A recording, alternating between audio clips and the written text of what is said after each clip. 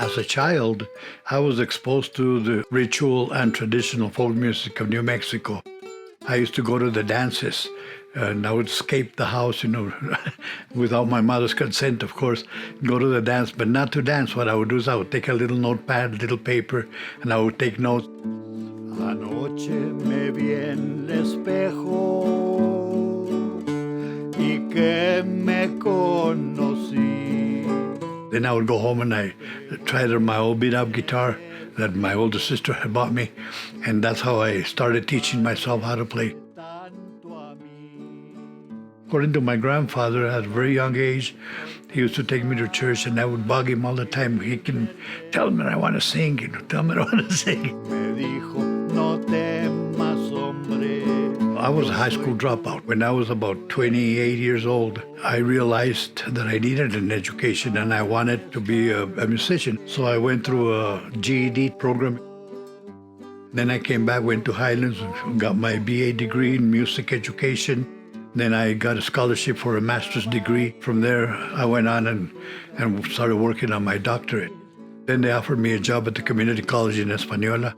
I started offering guitar. Before I knew it, I offered a theory class, and before long, we had a fine arts department. These ones here are the necks that I have prepared for the students.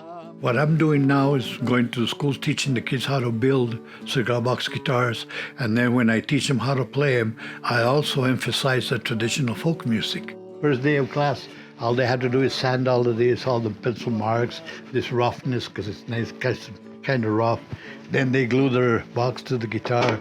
Then they put on the tailpiece, they put on the tuners for the strings. These are all the 100 and some boxes that I have ready. No tenemos leña verde ni para cocer tortillas.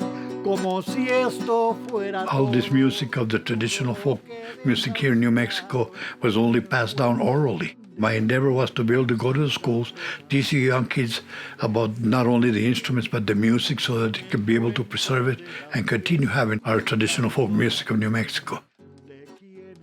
One day I thought, well, maybe if I could be able to find more instruments, and everywhere that I traveled, performing like this, I would visit pawn shops and collect instruments.